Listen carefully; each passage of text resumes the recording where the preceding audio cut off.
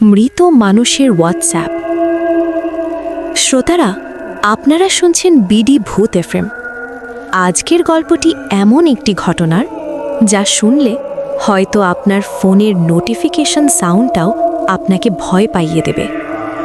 আমরা সবাই প্রতিদিন হোয়াটসঅ্যাপ ব্যবহার করি, মেসেজ আসে, ভয়েস নোট আসে, কিন্তু যদি এমন হয় একদিন হঠাৎ এমন একজনের থেকে মেসেজ আসে যে মানুষটি 3 দিন আগে মারা গেছে। আজকের গল্পের নাম মৃত মানুষের হোয়াটসঅ্যাপ। ঘটনাটি শোনার পর আপনারা নিজেরাই সিদ্ধান্ত নেবেন এটা কি শুধু কাকতালীয় নাকি এর পেছনে ছিল এমন কিছু যা আমাদের বোঝার বাইরে।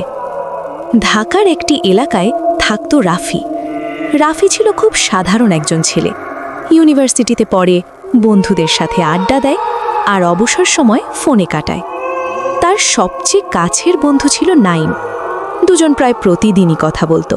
হোয়াটসঅ্যাপে চ্যাট, ভয়েস মেসেজ, মিম সব কিছুতেই তারা ছিল একসাথে।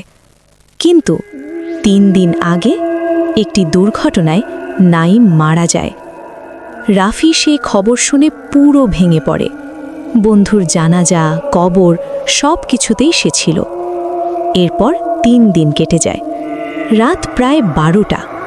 রাফি তখন তার রুমে একা বসে ফোন স্ক্রোল করছিল। হঠাৎ টিং, হোয়াটসঅ্যাপ নোটিফিকেশন। সে ভেবেছিল হয়তো কোনো গ্রুপে মেসেজ এসেছে, কিন্তু ফোন খুলে সে যা দেখল তা দেখে তার হাত কেঁপে উঠল। মেসেজ এসেছে নাইমের নম্বর থেকে।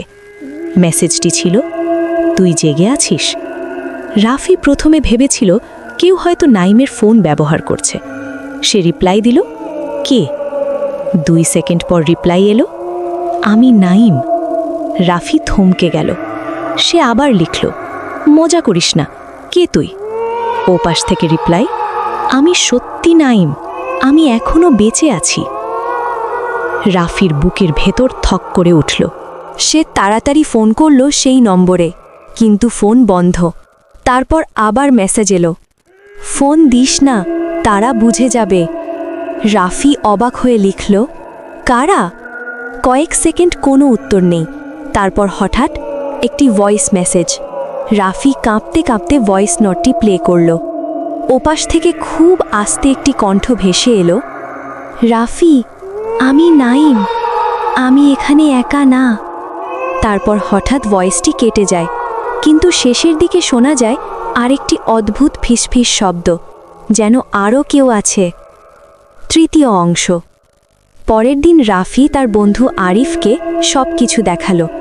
আরিফ বলল, হয়তো কেউ মজা করছে, কিন্তু একটা সমস্যা ছিল। নাইমের ফোনটি তার পরিবারের কাছে ছিল এবং সেটি বন্ধ। রাফি তখন আবার হোয়াটসঅ্যাপ খুলল। সেখানে একটি নতুন ভয়েস মেসেজ এসেছে। এইবার শব্দগুলো আরও অদ্ভুত। রাফি, এখানে অন্ধকার, তারা আমাকে যেতে দিচ্ছে না। তারপর হঠাৎ ভয়েসের পেছনে শোনা গেল অনেকগুলো মানুষের ফিসফিস শব্দ, যেন অনেকগুলো কণ্ঠ একসাথে বলছে, তুইও আস। রাফি ভয়ে পেয়ে ফোন বন্ধ করে দিল। রাত 3টে। রাফির ফোন আবার বেজে উঠল। এইবার ভিডিও কল। কল করছে নাইম।